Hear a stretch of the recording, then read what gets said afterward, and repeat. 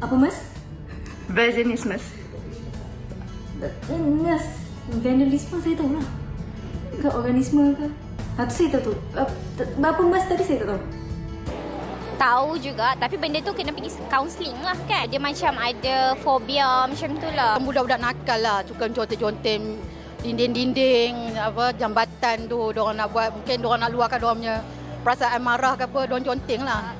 Saya sejujurnya tak tahu sebab ya memang tak pernah dengar pun sebelum ni. Ni baru first time dengar. So, tak adalah, tak tahu, no comment lah tentang tu. Masih ramai yang tidak mengetahui apakah vaginismus.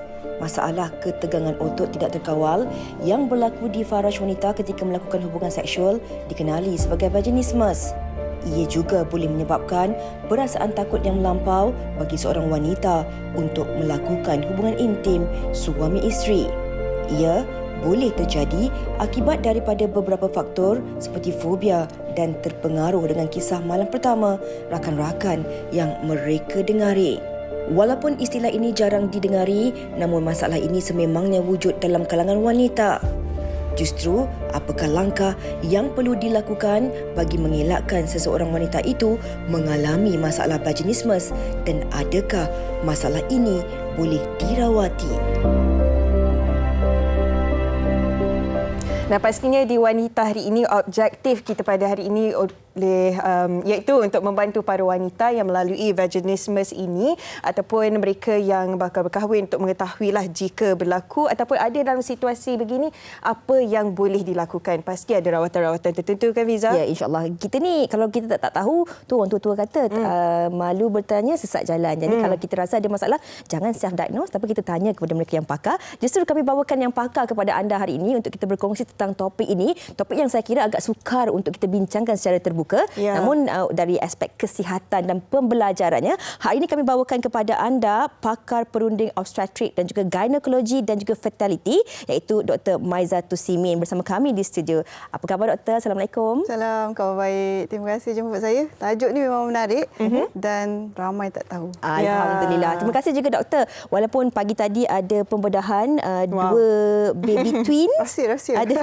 Ada klinik tapi sudi bersama dengan kami. Dan kita juga bersama dengan seorang pakar perunding psikiatri daripada Jabatan Psikiatri dan Kesihatan Mental Hospital Serdang Andorra dan juga kita bersama dengan Dr. Umi Azlin Silim. Assalamualaikum. Apa khabar Doktor? Waalaikumsalam. Doktor, terima kasih kerana meluangkan masa bersama kami. Ya, terima kasih kerana menjemput saya juga. Terima kasih Doktor. Okey, baik, sebelum kita nak fahami dari sudut psikologi bagaimana untuk membantu wanita ini dari sudut emosi, sokongan dan sebagainya, kita nak faham dululah konsep vaginismus ni. Silakan Dr. Mai. Okey, bila dengar vaginismus ni kan macam-macam tadi kita dengar kan, macam-macam organisme lah whatever. Tetapi sebenarnya dia penyakit yang bukan di psikologi saja, bukan hanya di minda. Sebab kalau doktor yang tak biasa, tak dinafikan, ada juga doktor yang tak berapa mahir dan tak berapa tahu mengenai vaginismus ni. Walaupun subjek ni ada, tetapi to be frank, medical student tak ada dalam textbook vaginismus. Jadi hanya doktor yang ke arah especially dalam fertility lah, dalam merawat pesakit yang susah nak pregnant. Itu antara benda pertama yang dia datang, doktor saya nak pregnant tapi susah nak pregnant. Bila kita dig into the problem baru kita tahu, oh okey, ini masalahnya. So penyakit ni something yang memang very real.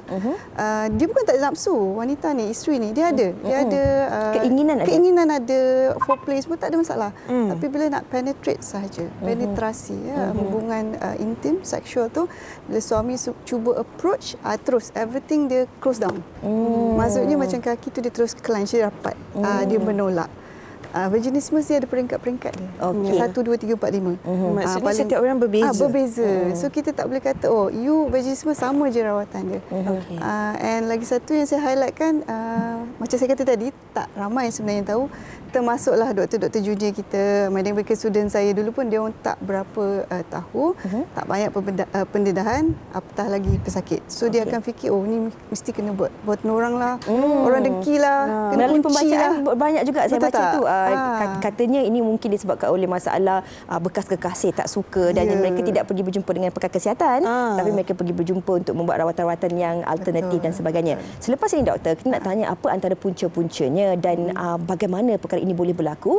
Tapi sebelum itu kita nak tanya juga kepada Dr. Umi. Bila kita bercakap tentang masalah ini, doktor, apatah lagi bagi mereka yang dah pun mendirikan rumah tangga, pastinya ini antara tanggungjawab yang harus sama-sama dilakukan ataupun ditunaikan. Tetapi kalaulah berlakunya masalah sebegini, pastinya ia akan memberi satu kesan psikologi yang mana ia boleh mengganggu gugat kepada hubungan dan juga keharmonian rumah tangga. Mungkin doktor boleh kongsikan dari sudut dan sisi pandang doktor sendiri. Ya, okey.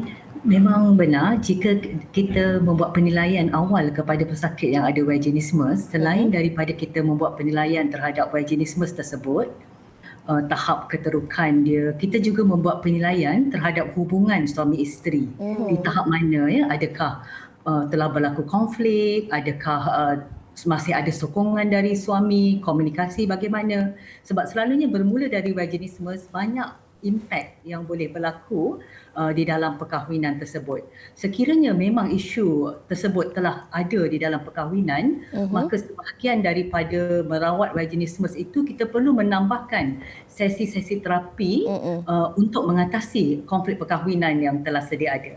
Itu yang kita lakukan. Bermakna dari sudut kesihatan dan juga psikologinya sama-sama berganding bahu kerana kita mungkin nak kena tengok. Mungkin doktor boleh kongsikanlah juga Dr. Maiza. Kalau tadi apa yang dikatakan oleh Dr. Umi, mungkin kalau dia bertanya kepada hubungan suami isteri, pasti ada sebab-sebab kenapa antara faktor boleh berlaku kepada permasalahan ini yang merujuk kepada tahap-tahap severity seseorang itu, doktor. Okay, vaginismus ni dia ada dua jenis. Vaginismus primer ataupun primary vaginismus. Yang kedua, vaginismus secondary. Secondary bermaksud dia berpunca daripada masalah lain. Sebagai contoh, dia pernah berjaya melakukan penetrasi tanpa sakit, tak ada masalah. Lepas tu berlaku contohnya ada kanser, kena buat pembedahan. Dah jadi trauma kat situ. Dan tak boleh. Itu kita panggil secondary. Masalah disebabkan oleh perkara lain. Kalau primary itu memang purely tak pernah bersama lagi dan memang tak boleh berlaku penetrasi.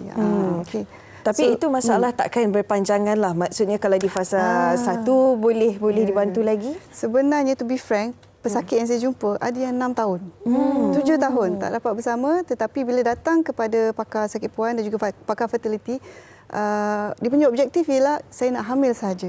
Saya tak fikirkan itu. Doktor, kenapa ada yang tunggu masa lama sangat sampai 6 tahun, doktor, biasanya? Sesuatu yang very intimate di belakang bilik pengantin. Tak ada orang nak bincangkan dan dia memang masih lagi ada konsep tu kata, oh, this is something it's all in my mind. Hanya kat kepala saya je. Tapi sebenarnya bila doktor sakit puan periksa, kita pastikan tak ada masalah contoh jangkitan kuman, tak ada penyakit lain yang berkait yang menyebabkan dia rasa trauma untuk bersama. Dan kita teruskan rawatan yang holistik macam Dr. Umi kata tadi, kombinasi doktor sakit puan, pakar sakit puan, pakar psikiatris ataupun psychosexual therapy, kemudian kita ada fisioterapi juga, bekerjasama untuk membantu pesakit. Okey, bermakna ini merupakan satu penyakit dan pastinya ada kaedah rawatannya. Dr. Umi, kalau kita nak bercakap tentang isu ini, yang macam tadi Dr. Maiza pun dah katakan ada pesakit sampai yang 6 tahun, melalui pembacaan ada yang sampai 10 tahun dan ada juga yang sampai diceraikan akibat daripada permasalahan ini. Mungkin antara faktor-faktor penyebab primary dan secondary ini ada pelbagai faktornya. Ada juga melalui pembacaan yang mengatakan bahawa individu-individu ini mungkin kerana takut mendengar cerita-cerita daripada rakan-rakan. Kesakitan malam pertama, kesakitan melahirkan anak. Ada juga yang trauma-trauma tertentu. Mereka ini mungkin pernah didera secara seksual daripada kecil, dicabuli dan sebagainya. Ketika ini bagaimana doktor sendiri boleh membantu mereka yang mengalami trauma sebegini dalam mengubati masalah vaginismus ini? Okey. Memang bila kita mendapat pesakit yang ada vaginismus ni, memang benar mereka ni datang, ada yang datang awal tapi ada yang datang setelah bertahun-tahun perkahwinan kerana berbagai faktor. Kita memang sangat penting membuat penilaian apa yang kemungkinan yang menyebabkan mereka mendapat vaginismus ni. Apa yang saya lihat dalam praktis ya, kebanyakannya mereka mungkin mengalami anxiety yang general. Maknanya mereka ni memang seorang yang anxious, senang risau ataupun ada fobia kepada banyak benda. Sebab vaginismus ni juga adalah seumpama sejenis fobia, fobia kepada penetrasi yang sebenarnya berlaku kepada mereka. Jadi selalunya mereka ada masalah anxiety, keresahan, fobia di dalam perkara-perkara lain. Yang kedua adalah memang mereka pernah mendengar atau terbaca yang malam pertama sakit akan berdarah. Jadi perkara tu tak semestinya benar, tapi dia macam menjadi satu yang mereka anticipate dan menyebabkan mereka takut. Sebenarnya tidak ramai yang datang berjumpa kita yang sebenarnya mereka ada masalah trauma di masa silam. Dia mungkin memang ada jika seseorang tu mengalami trauma dan seterusnya menyebabkan mereka mendapat vaginismus, rawatan untuk trauma perlu dijalankan serentak. Ini bermakna mereka perlu menjalani beberapa sesi untuk memproses trauma mereka, belajar mengendalikan fikiran dan emosi berkait trauma, barulah kita merawat vaginismus tersebut. Sebab rawatan vaginismus ada sesi-sesi terapi mungkin mengambil 10 hingga 15 sesi untuk merawat vaginismus itu sendiri dari sudut mind and body lah, pendekatan yang menjurus kepada bagaimana mengendalikan fikiran, emosi dan juga bagaimana untuk mengendalikan ketegangan lah di pelvic floor tersebut. Nak belajar relax dari sudut tu juga. Okey, belajar dari sudut emosi dahulu ya. Baik, sebelum kita bincangkan dengan lebih lanjut lagi tentang vaginismus ini, sama-sama kita saksikan perkongsian pengakuan seorang wanita yang mengalami vaginismus. Jom kita saksikan.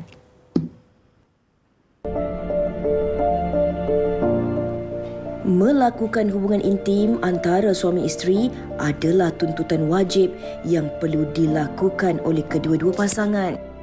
Walau bagaimanapun, ada juga yang takut untuk melalui fasa itu disebabkan oleh trauma dan rasa takut yang melampau. Ini yang terjadi oleh Azmiza Hassan, 27 tahun. Saya dan suami dah 3 tahun berkahwin dan sepanjang tempoh perkahwinan kita tu, seingat saya baru sekali saja saya bersama dengan suami. Disebabkan rasa takut untuk nak melakukan hubungan suami isteri tu. Saya selalu tolak bila suami ajak bersama dan kita selalu bergaduh pasal benda ni banyak kali. Dan saya rasa saya macam bukan isteri yang terbaik untuk suami saya. Sampailah saya ada kekuatan nak pergi jumpa ustaz dan buat perubatan Islam, sebab saya fikir macam mungkin orang tak suka dengan perkahwinan kami, dia mungkin bomohkan ke, tak bagi saya bersama dengan suami. Tapi ustaz cakap dua-dua okey. Saya tak tahu apa masalahnya, sebab saya kahwin dengan suami saya suka dan sayang, cinta dia, tapi kenapa saya tak boleh nak bersama dengan suami saya tu. Kita asyik bergaduh apa semua tu. Suami saya ajak duduk bincang elok-elok, kenapa saya macam ni, kenapa perangai saya macam ni. Lepas tu saya ceritalah dekat dia. Sebenarnya masa saya umur tingkatan 1 macam tu, saya pernah kena cabul dekat bahagian kawasan intim saya, dan benda tu menyebabkan saya trauma sampai sekarang. Dan biasalah bila kawan kita berkahwin, dia selalu cerita macam malam pertama mereka ada yang cakap sampai terkoyak. So benda tu menyebabkan saya macam imagine dan saya takut untuk nak bersama tu, untuk lalui kesakitan tu. Bila saya cerita dekat suami, alhamdulillah suami boleh terima dan dia ajak saya pergi jumpa dengan kaunseling, dengan doktor. Dan alhamdulillah sesi kaunseling tu sangat, dan doktor tu sangat membantu saya lah.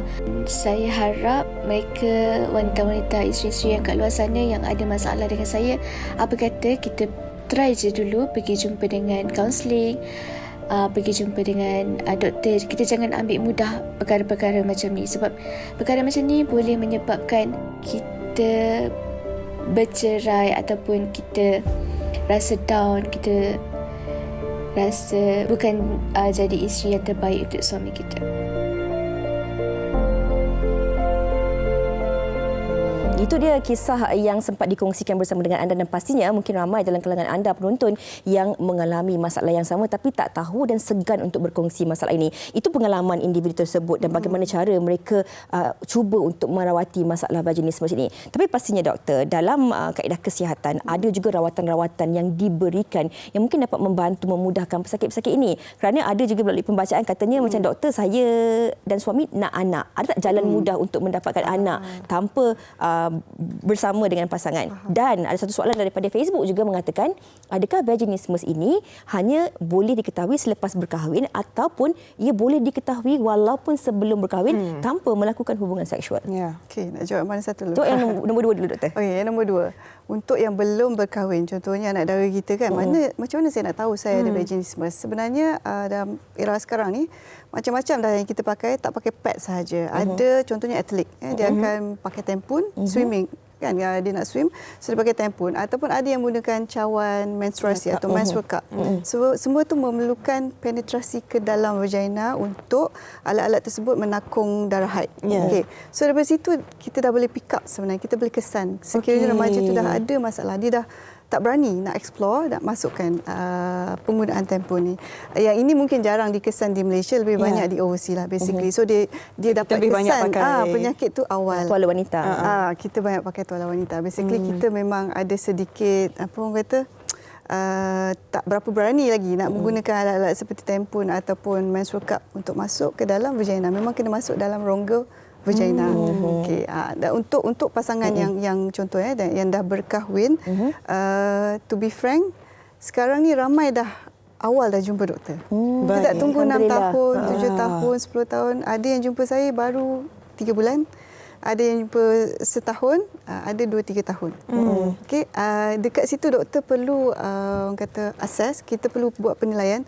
Adakah betul dia masalah vaginismus, which is tak boleh penetrate langsung, ataupun masalah sakit di bahagian permukaan faraj yang kita panggil penyakit lain pula tu, dyspareunia. Sakit ketika penetrasi, beza dengan sakit vaginismus lain, dia tak boleh langsung. Okey. So Doktor ada bawakan sedikit kita model panggil apa ni, model model kata organ reproduktif wanita. Okey. So kita buka lah, kalau kita buka ni baru kita nampak organ dalaman dia sikit. Okay, kalau kita nampak, boleh nampak kan, ini actually bukaan daripada depan pintu faraj. So bila kita masuk ke dalam, kita nampak bahagian faraj ni sebenarnya dia sangat luas dan dia elastik. Ketika contoh proses bersalin, hubungan intim, dia memang akan elastik, dia mengembang, dia expand. So panjang vagina ni lebih kurang 8 ke 10 cm dan dia boleh expand besar. Sebab tu kalau tengok ni contoh ni, tengok mungkin takut sikitlah kan apa benda ni. Ini antara rawatan awal yang doktor gunakan untuk merawat pesakit vaginismus. Kita panggil dilator. Mungkin ada orang yang akan kata, ni nampak macam agak tak berapa proper contohnya, macam seolah-olah dia merangsang diri sendiri. Sebenarnya tidak. Dia bukan melibatkan orang kata sampai masturbation ke whatever. It's a part of treatment sebenarnya. Rawatan untuk vaginismus. Ini kita panggil vagina dilator. Okay. This is dia punya holder. So apa yang doktor lakukan setelah doktor kesan, masalah ni memang purely vaginismus, memang sebenarnya vaginismus, kita akan ajar pesakit bagaimana untuk breathing exercise, tengok dalam video kan. Kemudiannya bagaimana untuk memulakan self dilation ataupun rawatan dilatasi kendiri. Baik. Tapi adalah step-stepnya doktor ajar. Ini bermakna ia ada rawatan. Sebab ada juga kan, saya baca di blog-blog, ada ramai yang mengatakan selain daripada mereka mengatakan bahawa mereka membuat perubatan alternatif, kena buatan orang dan sebagainya, tapi ada juga yang mengatakan bahawa mungkin itu masalah libido. Jadi ada yang pergi berjumpa dengan doktor dan self-diagnose, mereka minta injection libido dan sebagainya. Jadi macam mana kita nak bezakan tu, doktor? Kena faham ni, vaginismus dia bukan tak ada libido. Dia ada libido, dia ada nafsu, dia ada keinginan untuk bersama. Tetapi once husband approach je, bila nak enter je terus. Kalau yang kategori kritikal tu, yang kelima tu kan, terus clench, kaki tutup rapat semua. And dia, in fact dia tolak. Belum apa-apa lagi, dia dah berpeluh-peluh, dia rasa dah seram sikit. Gelisah semua. Gelisah, anxiety macam Dr. Umi cakap kan, itu dah stage kelima. Kalau yang pertama ni, dia still boleh baring, relax, doktor nak check, dia masih boleh relax, dia boleh angkat kaki. Cuma masa doktor nak touch, nak sentuh di area faraj, itu masa tu dia takut. Itu grade pertama. Okey, itu kalau Dr. Mai tadi kongsikan, alhamdulillah sekarang ni ramai yang berjumpa di peringkat awal, ramai yang dah sedar jumpa nak dapat rawatan di peringkat awal. Tapi kita nak tanyakan kepada Dr. Umi juga, bagaimana mereka yang dalam denial, dalam penafian, tak nak mengakui tapi masih nak cuba, sejauh mana ini memberi tekanan pada diri sendiri dan juga pasangan, dan adakah boleh membawa ke masalah yang lagi teruk lagi, Dr. Umi? Memang yang berada dalam peringkat denial ni, dia selalunya tak akan datang jumpa doktor lagi lah kan. Mereka mungkin yang macam mereka ingat kena buatan orang, mereka mungkin pergi berurut di sana sini sebab tak, sebenarnya nak kata denial lebih kepada mereka tidak memahami, tidak ada kesedaran yang sebenarnya vaginismus ni sangat boleh dirawat. Kita mempunyai rawatan yang sangat efektif di mana tahap kejayaan dia lebih daripada 80%. Ya. Mereka yang datang mendapatkan rawatan yang mana kita rawat, selalunya kalau mereka datang berjumpa dengan kita, mereka akan berjumpa dengan obstetrician dulu, memastikan tidak ada masalah-masalah yang lain. Selalunya kita mendapat rujukan daripada pakar-pakar obstetrik lah. Selalunya mereka ni yang mungkin masalah dia lebih kompleks, ya. Ada anxiety juga, ada konflik dengan pasangan. Jadi rawatan ni kita akan buat mungkin mengambil 10 hingga 15 sesi dan setiap sesi dalam 1 jam, ya. Yang mana kita akan address ataupun kita akan contohnya membetulkan salah faham tentang anatomi. Mereka ingat dia satu yang sempit, kecil, kita perlu betulkan dulu. Kita perlu bantu mereka dengan teknik dan strategi bagaimana nak mengatasi ketakutan dan cara berfikir mengenai hubungan seksual. Kita perlu membantu mereka dengan teknik-teknik relaksasi, ya, seluruh badan dan juga relaksasi pelvic floor, dan seterusnya kita akan membantu mereka strategi untuk mengatasi ketakutan secara berperingkat. Yang itu termasuklah menggunakan dilator. Tetapi selalunya kita tak nak pesakit, dia akan takut kalau tahu kena guna dilator. Tapi dari peringkat awal, kita memang akan memimpin pesakit kita. Setiap kali balik, action plan mesti satu yang boleh dibuat. Sebab katalah contohnya mereka yang datang ni nak pegang diri sendiri pun takut. Suami pun tak boleh pegang. Kita perlu bermula dari situ dulu. Dari perlahan-lahan dan seterusnya membina tahap apa orang kata keberanian mereka. Memang tak boleh terus sekaligus, dan itulah yang kadang-kadang perlu pakar sebab motivasi memang boleh jadi sangat rendah lah sebab mereka takut kan, dan mereka mungkin tak nak datang pun rawatan. Okey. Dr. Mi, rasa takut tu ada, tanggungjawab pasangan ni sebenarnya untuk tak putus asa, untuk sokongan bagi suami. Sokongan macam mana pula? Ya, betul. Sangat betul. Dalam terapi selalunya kita nak kedua-dua datang sekali.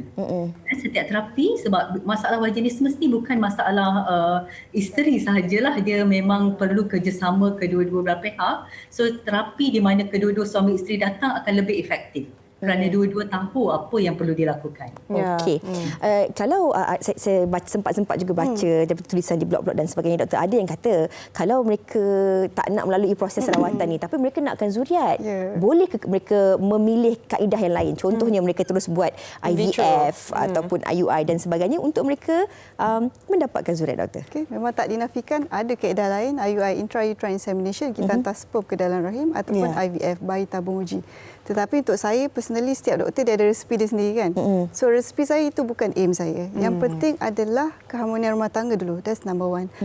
Penetrasi tanpa sakit dan takut. Itu yang kita cuba rawat pesakit. Itu boleh terjadi, ya? Boleh terjadi. Dan kalaulah dah berjaya penetrasi tetapi masih mempunyai masalah kesuburan sebagai contoh, sebab tu dia datang jumpa doktor pakar kesuburan. First thing dia datang sebab nak hamil, tetapi saya akan go around. Okey, kita advise dulu priority number one. Sebab apa yang saya lihat, ada pesakit yang setelah kita counsel, target dia, aim dia still sama. Dia tak nak mencapai penetrasi tanpa sakit, which is our main objective, tetapi dia nak anak sahaja. So what happened along the line, selepas 3-4 tahun, it doesn't work. Kesian ke anak ni. Anaknya ada tetapi tiada ibu bapa. Kasih sayang tu. Awak ada melalui Instagram yang dikongsikan, ada tulisan doktor-doktor juga kan, ada pesakit-pesakit vaginismus ini yang mendapatkan rawatan, kemudian mereka telah mendapat zuriat dan mereka ini juga ada support group dan sebagainya. Dan saya kira dan pasti Dr. Umi dan juga Dr. Mai, penonton-penonton kita ini mungkin ada mengalami masalah ini, tapi tak semua bersikap terbuka dan mungkin tak semua mampu untuk berjumpa dengan pakar-pakar yang mereka inginkan. Bagaimana cara terbaik untuk kita membantu mereka? Adakah adakah mereka boleh mulakan dengan support group, kongsikan masalah ini dengan orang yang mereka percayai dan kemudian sedikit demi sedikit berjumpa dengan pakar yang mungkin dapat membantu mereka. Kita mulakan dengan Dr. Mai. Sebab kita pun tahu ini masalah orang kata dalam selimut kan. Ramai yang takut nak jumpa doktor, even yang kita tak ada masalah vaginismus pun takut nak jumpa doktor. Jadi ini pandangan peribadi saya lah. Dekat Malaysia memang ada vaginismus group, support group. So kalau buka dekat IG ataupun Facebook, dia memang close group. So mungkin boleh join group ni dulu. Dan kebanyakan pesakit saya sebenarnya datang daripada grup ni. And perspektif dia berbeza dengan mungkin perspektif yang Dr. Umi terima. So Dr. Umi terima referral daripada pakar sakit puan. Tapi saya dapat direct. So saya akan rawat dulu dan saya akan tengok dulu keadaan pesakit ni macam mana, adakah memerlukan secondary help, bermaksud tim yang kedua. So mainly kebanyakan pesakit vaginismus dia sangat privacy. Kalau boleh, I just want you doktor, I don't want to be involved dengan so get the group first. Kenali diri anda dulu, kenali your own anatomy. Tahu ada yang sangat takut nak explore, but masa nak jumpa doktor tu kalau boleh bersamalah suami dan isteri untuk first perjumpaan dengan doktor. Dia tak tahu nak ke mana, kan? And most of them vaginismus dia memang ada kesedaran, dia tahu penyakit tu. So kadang-kadang sama ada dia DM ataupun dia cari doktor, that specific doktor. Kalau ke klinik kesihatan, ni terus terang saya katakan, kadang-kadang dekat doktor kat klinik kesihatan pun tidak berapa faham situasi tersebut, tetapi boleh mohon untuk dia buat surat rujukan kepada pakar sakit puan. Pakar sakit puan kalau selepas kita nilaikan perlu refer ke psikiatri, kita akan refer ke psikiatri. Most of the time memang holistic secara berkumpulan lah bersama. Sebab untuk berbincang tentang hal ini secara terbuka, kita faham ada rasa malu dan kalau diikutkan ada yang dikongsikan kalau kajian secara global hampir 47% wanita mengalami vaginismus. Hampir 50%. Hampir 50%. Tapi kajian di Malaysia belum ada lagi kerana mungkin tak dibincang secara terbuka. Sebenarnya ada tim dekat UKM, ada tim, ada Prof Hatta, dia ada tim dia untuk merawat masalah vaginismus. Okey. Dr. Umi, mungkin di penghujung perbincangan ini secara rumusannya bagaimana Dr. Umi dari sudut pandang psikologi dan psikiatri kita juga dapat membantu mereka yang mengalami vaginismus ini? Seperti yang saya beritahu tadi kan, memang kita boleh offer terapi dan memang saya setuju tadi dengan Dr. Mai, siapa yang rasa takut, mereka ni ramai yang datang, yang masuk ke support group dan kadang-kadang mereka belajar daripada orang-orang lain yang datang berjumpa doktor. Apa yang dibuat kebanyakannya yang mild vaginismus, ada yang boleh rawat diri mereka sendiri. Tetapi apabila yang telah teruk, yang telah macam ada anxiety juga, sudah ada konflik dan memang tahap vaginismus dia sangat severe, memang mereka perlu datang. Dari dalam terapi ni banyak perkara yang kita perlu tackle. Kadang-kadang kita lihat seseorang tu mungkin dari sudut fikiran dia yang memang sangat menghalang hubungan tu dari berlaku. Jadi kita perlu address beberapa sesi hanya untuk address pemikiran sahaja. Kadang-kadang dari segi salah faham tentang anatomi, selalunya dalam satu sesi kita berjaya atasi perkara tersebut. Tetapi yang paling lama adalah apa orang kata yang kita panggil graded exposure ataupun pendedahan, nak kata macam ni, dilatation secara berperingkat tu, yang boleh menggunakan jari atau menggunakan dilator. Di sini memang bukannya mudah kita nak cakap ambil dilator dan bawa balik. Ada orang yang mungkin bertahun-tahun untuk boleh menggunakan dari dilator nombor 1 hingga ke dilator nombor 5. Pelbagai strategi yang perlu digunakan untuk membantu. Kadang-kadang pesakit ni boleh secara mudah macam, saya sibuk lah doktor, banyak sangat kerja. Tapi sebenarnya sibuk mereka ni adalah avoidance. Adalah kerana mereka menyibukkan diri kerana ada untuk lari dari masalah. Kita kena bantu mereka kembali on track. Jadi memang begitulah cara kita bantu case to case individual basis supaya mereka akhirnya berjaya. InsyaAllah. Harapannya tu ada pastinya. Terima kasih banyak-banyak kita ucapkan kepada Dr. Umi dan juga Dr. Mai kerana memberi pemahaman kepada kita di studio juga penonton wanita hari ini. Sedikit sebanyak kepada yang mengalaminya adalah nampak sinarnya nanti. InsyaAllah ada jawapan kepada permasalahan anak ini. Jumpa kepada mereka yang pakar, jangan self-diagnose, dapatkan bantuan, insyaAllah ia dapat membantu keharmonian rumah rumah tangga anda. Jumpa mereka yang pakaian kami bawakan di studio hari ini, insya-Allah. Kita nak berehat dahulu seketika, sekembalinya nanti Hawa akan bersama dengan anda dengan paparan yang lain.